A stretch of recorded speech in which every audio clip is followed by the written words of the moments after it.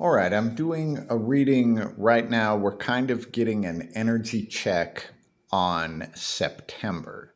As we move into September, and of course, there are a bunch of changes, not only as we move toward the equinox, but also people going back to school and all of this stuff. So let's just look at kind of an energy check on September and see what kind of waves of energy are going to be shot at us all.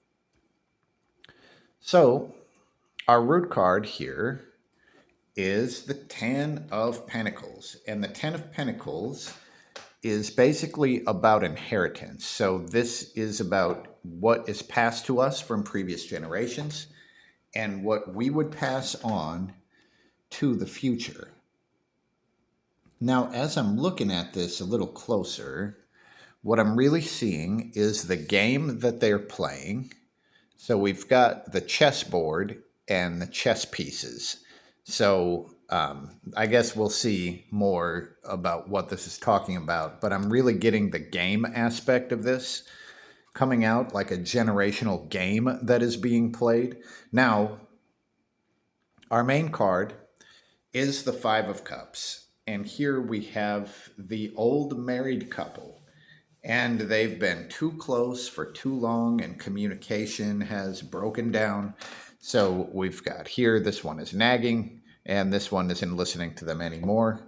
And it basically shows an emotional stagnation because these two energies have been too close for too long.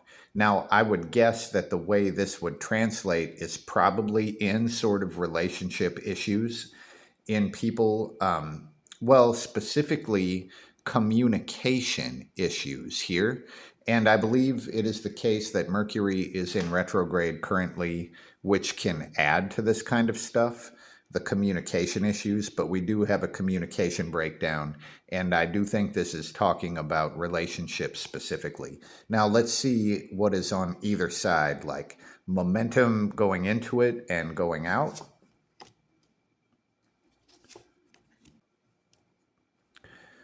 Okay, so moving into this energy, we have the Queen of Wands.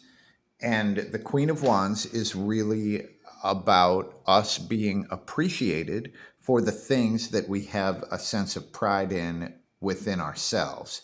Now, here, I would assume that that energy is being miscommunicated, showing up in the Five of Cups.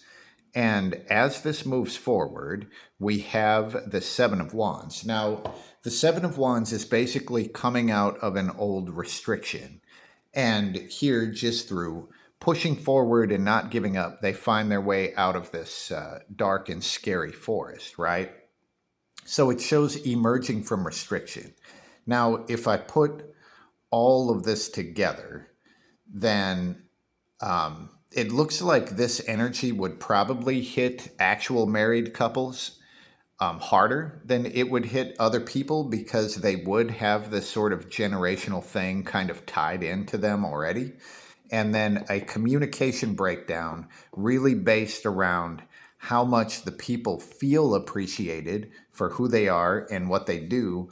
And as this energy moves through the month, then this quarrel or communication breakdown actually leads to coming out of some restriction that has been there for a while. So in the long run, this is helpful energy, even though it does show up at some point in this sort of communication breakdown, like get the hell out of my face kind of stuff. And it wouldn't surprise me if a lot of this quarrelsome energy was around, property or money or whatever, or even here in the game that is played between partners, right? So let's just see what else we get here.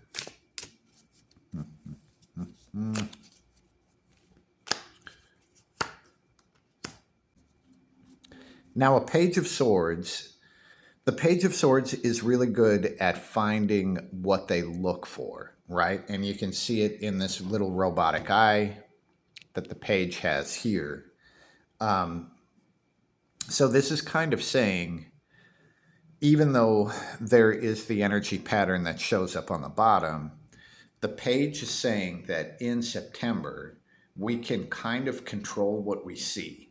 So if the Page of Swords looks for opportunity, they're going to find it. If they look for bullshit, they're going to find that too, right? So try to be mindful of what it is that you're trying to find, because you're probably going to find it in September.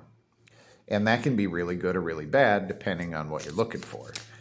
And let's just see if there's any other kind of factor that wants to show up here. And it is the Wheel of Fortune. Now, hold on. We got one more that seems to want to come out with the Wheel of Fortune. And it's the Three of Cups. So the Wheel of Fortune is destiny and karma. And this basically shows kind of big energies that work their way through our lives that we can't necessarily see coming or control in any way. The Wheel of Fortune is upright, so it's probably not a huge negative thing. Now, I would have considered COVID, that shut the fucking world down, as a reversed Wheel of Fortune. But here, the Wheel of Fortune is upright, and it's connected to the Three of Cups. The Three of Cups is the people that we like to hang out with. It's just hanging out with your friends and having fun. So here, I mean, this would say that it would be really helpful to do that. And like these sort of karmic connections are going to come through literally our friends and the people that we like to hang out with and have fun with. So if there is any sort of, destined opportunity that comes to us, or some sort of meeting or whatever, it's going to come through our friends in September. So that seems pretty good. I am going to pull one more card just to see if there's a straight up bear trap, that we haven't looked at yet. And the Queen of Swords would show loneliness and anxiety. So with the Queen of Swords, this would pretty much just say, try to be mindful that you aren't too prickly. And if you are going through hard times, try not to take it out on everybody else. But the Queen of Swords can kind of be filled with anxiety, and she can be quite prickly. Here, as her sword is dripping blood, that's because she just cut somebody. So just try to be aware of that. Like, there might be some anxiety that is turned up that would be amplified by feelings of loneliness. So make sure that you don't take that out on everyone, and I guess that should be okay. So that's what we get here, looking at September, and I would love to hear what you think about it. And if you have any requests for topics or whatever, feel free to hit me up on the Patreon page, and peace.